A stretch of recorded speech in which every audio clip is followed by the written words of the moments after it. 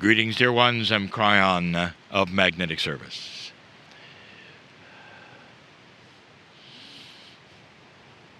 This is the last Tasmanian channel for this trip. We find ourselves in nature yet again, listening to the sounds that only nature can give. And it's a quiet time, yet again, where we can sit for a moment and ponder that which we're teaching, which we're feeling. The group is headed for where you started, capital city, Hobart. And in this channel, I want to bring up something. I want to talk about the evolution of consciousness, perhaps in a way I've not before. There actually is an evolution of energy which creates a solution to things that had no solution before. This is difficult. It's difficult for all humanity to recognize there could be something brand new. We've given a phrase before, and the phrase said, "A fool does not know they're a fool." That is a metaphor that says you cannot look up to a higher consciousness if you don't have it. You cannot imagine inventions that are not here yet. You can imagine what you'd like to have, but you cannot imagine the process that is there. And there is a process that is there which is coming that really relates to a higher consciousness solution creating energy. And you might say, well, it must have something to do with love. It does. But there's something coming that we have spoken about so many times that's beyond that which you expect.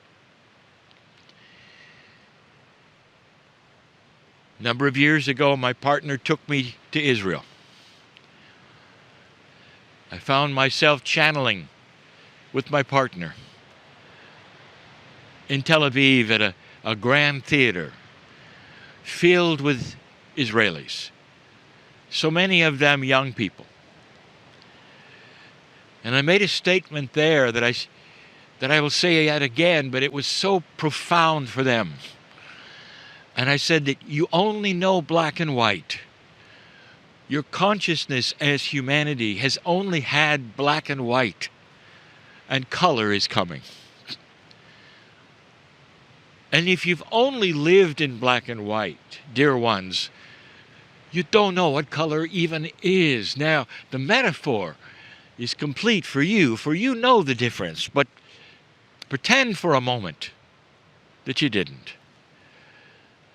Color is astonishing to someone who's only seen in black and white.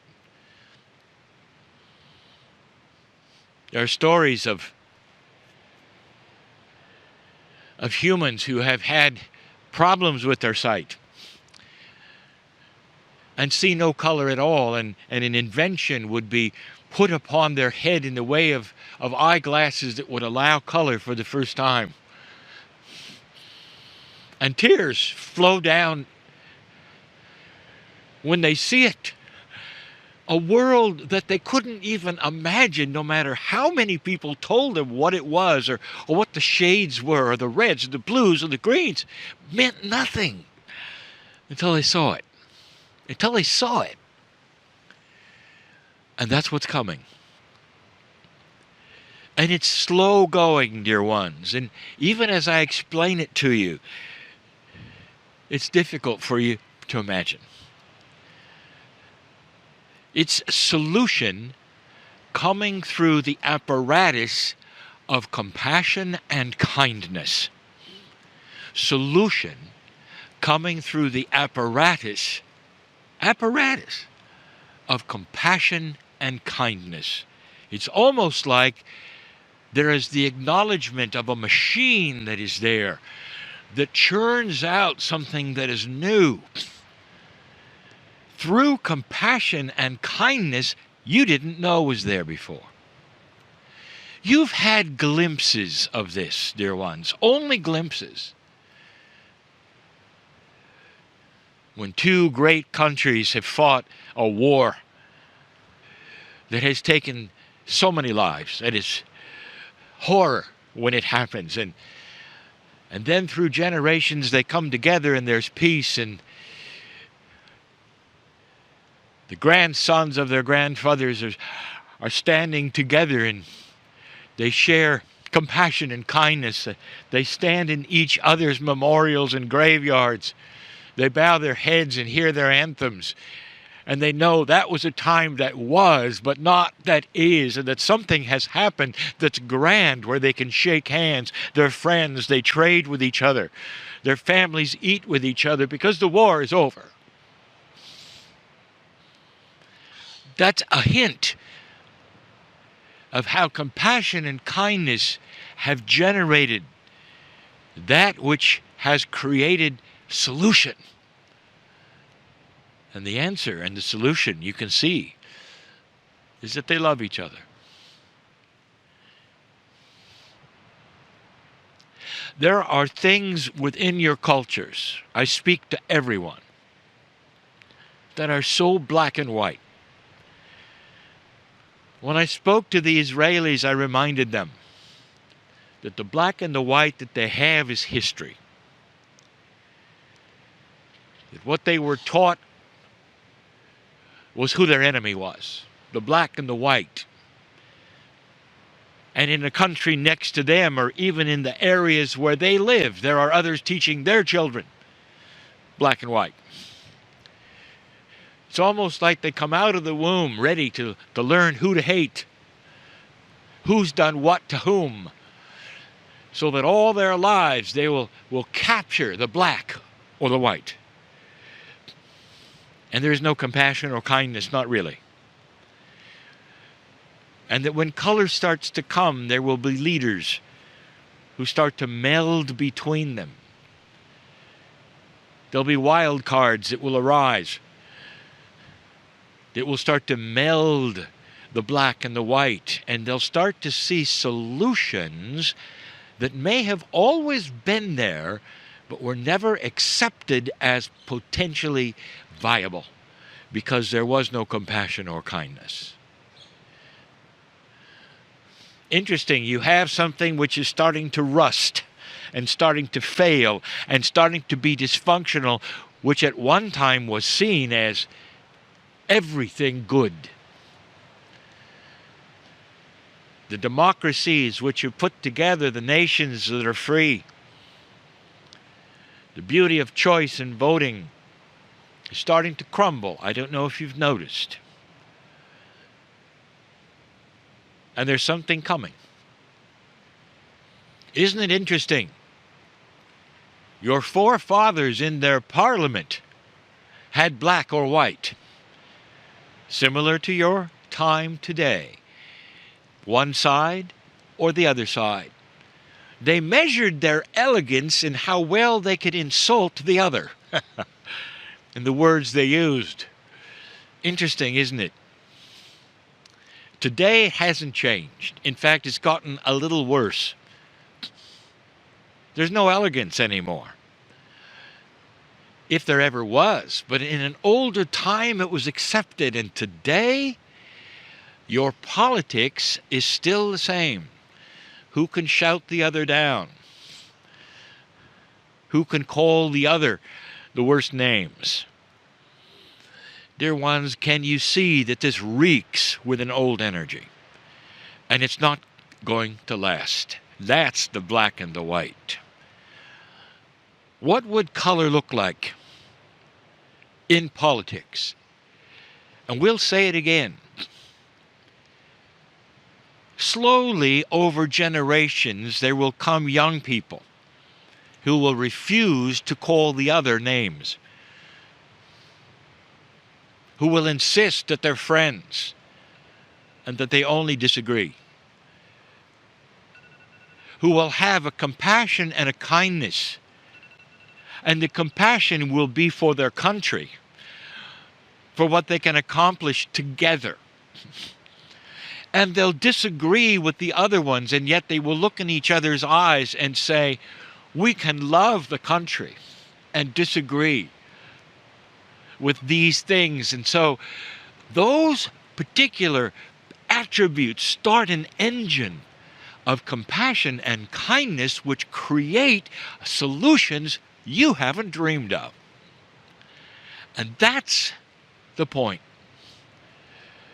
Compassion, kindness creates solutions no one thinks could possibly work. Because you cannot think above what you have. We have told you these things in the past, and we remind you yet again now. For dear ones, you can start applying this even in your own lives and watch it work. It can work at the very most elementary level. Two people who disagree, perhaps find no way to stay together, and suddenly someone will come in and remind them of their love. Will remind them of the compassion and the kindness that perhaps they've had before, or they would have with animals or children. And suddenly something will happen. And what happens is a melting of the heart, a change of attitude, a way of solving things that was not thought of before, of rekindling that which is compassion and love that was there before. And even two people together will see it worked. That there's something actually new about that coming together of those particular emotions in a way that caused solution. Solution that perhaps was not even thought of before. And they come together yet again, and they're different, each one, with more of a common goal. Compassion and kindness. Those words, dear ones, are going to define that which is the new age coming. We've told you you've gone from dispensations of law to love, and this one is going to be compassion. And the ones that are going to be the leading edge are the old souls. The old souls on this planet have not been necessarily the ones of leadership, if you've noticed. They get beat up. They don't want to try. It's too difficult. They don't want to argue. They don't want to be the brunt of everyone's examination. They don't want to be yelled at. They want to love. But those old souls are starting to take a stance because the old energy is fading, and the darkness that would have opposed them before and never let them get to positions of importance is starting to wane. When light starts to come out on this planet, it's going to change who runs for office. It's going to start to change who leads the corporations. It's going to start to change who says what they say. More common sense will start to appear, and cooperation between those who never thought you'd ever cooperate with. It's not about compromise, dear ones. Don't confuse it. It's about solution that goes way beyond compromise. It goes from black and white to color. Those old souls we speak of are now your grandchildren. The old souls of grandchildren of old souls quite often are old souls as well. And you're going to start seeing something different. The caliber, the ideas that will start to appear in leadership. Some of you have already started to see that in certain corporate venues, where there is common sense and there is the honoring of the individual instead of the pocketbook. Thinking of the planet as well as the people, putting them together in ways that make sense. This has been something extremely slow, but you've started to see that. Honoring one another in ways you've never honored before, and yet you haven't seen it at the top yet, have you? Well, you're going to. And when you do, I want you to remember this channel. Things happen slowly.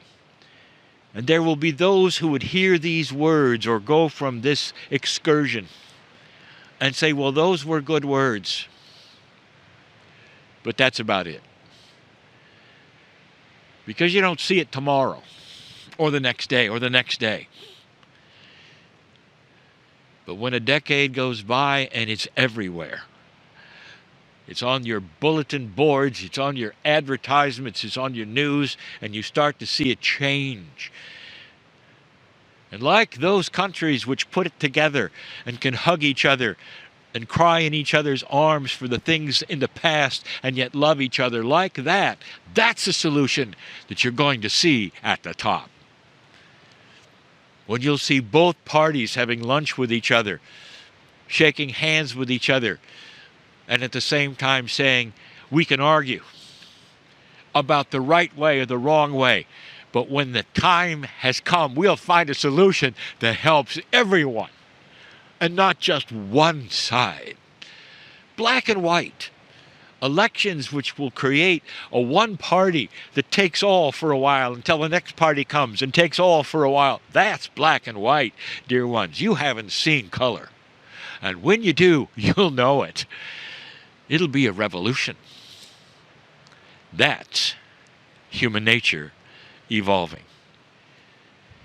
But right now, I invite you to do it personally, between you and your family, at Christmas time, between you and your mate, between you and those colleagues that you may go back to or those neighbors. We've said it before. Compassion and kindness will create an energy, and your former enemy or those who don't like you or whatever will just stand and not understand what's going on because it doesn't fit into the black and white world they're in. Some of them will simply walk away. And some of them will come to you and say, what's happened? What's changed? I like it. That's color. And so we just wanted to tell you a little bit about it in this pristine place. Dear ones, Gaia has always been in color. Have you noticed? And it begs you to see how it works with itself, how it works within itself, and the balances that it occurs, that it creates. That's why you sit here. It's a good place to listen, to feel, and to whisper perhaps even to yourself, color is coming.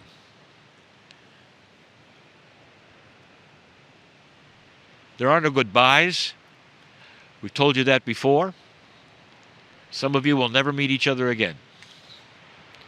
But you'll have these few days of remembrance, of meeting other old souls and remembering their faces and what they said. Take the last few hours you have to remember this, to etch it into your memory. A group that is going color at their own pace, at their own rate. There are seeds being planted today which may not come to fruition for years. But you'll remember these things. That's the beauty of the differences that are here. And so with that, we say farewell, but not goodbye. It's appropriate that you come together, teach each other, love each other, and pass it on.